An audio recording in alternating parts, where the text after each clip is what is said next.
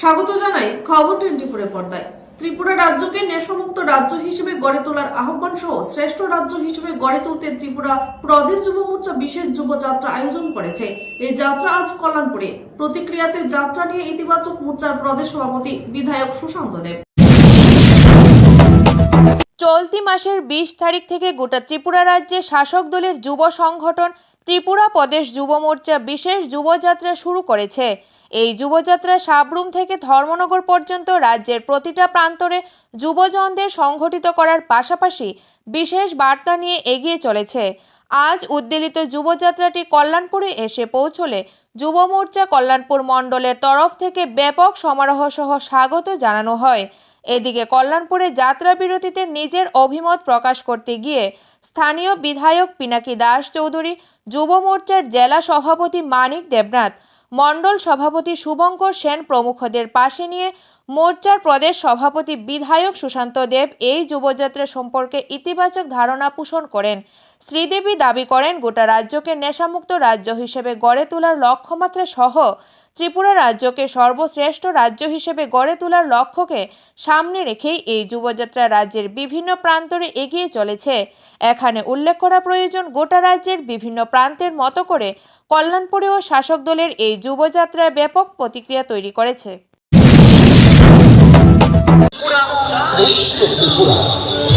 উদ্যোগে আয়োজিত নম যুব বাইক যাত্রা থেকে একটাই আওয়াজ সারা ত্রিপুরায় গর্জে ওঠে, যুব মোর্চা জিন্দাবাদ, বিজেপি জিন্দাবাদ।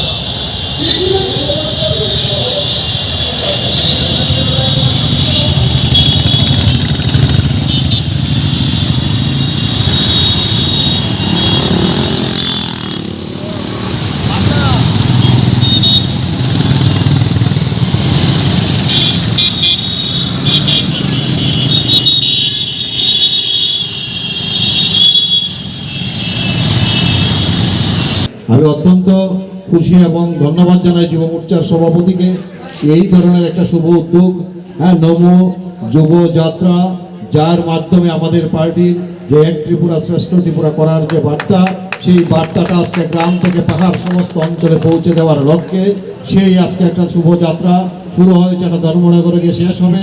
কারণ আপনারা জানেন, বারবার এই রাজ্যে নির্বাচনের মাধ্যমে বিরোধীদেরকে মানুষ জবাব দেয়, তারপরেও একটা চক্রান্ত প্রতিনিয়ত পাহাড় সমতলের মধ্যে করার একটা চেষ্টা করে বিরোধীরা, যাদের জনসমর্থন নেই, কিন্তু এই রাজ্যকে অশান্ত পরিবেশ করার সৃষ্টি করে।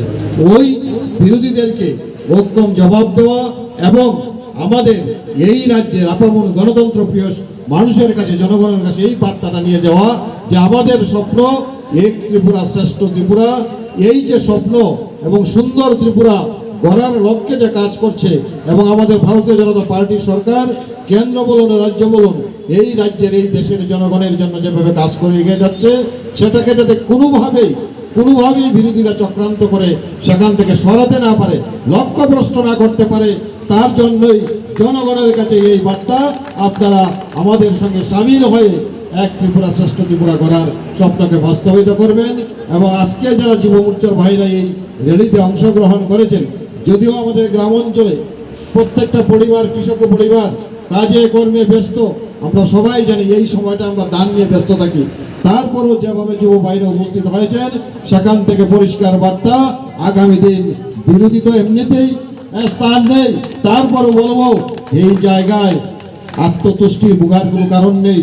তারপরও আমাদের বার্তাটাকে একবারে বুথ লেভেলে প্রতি বাড়ি বাড়ি নিয়ে যেতে হবে। সবাই চোখ কান খোলা রেখে কাজ করতে হবে, পার্টিকে শক্তিশালী করতে হবে।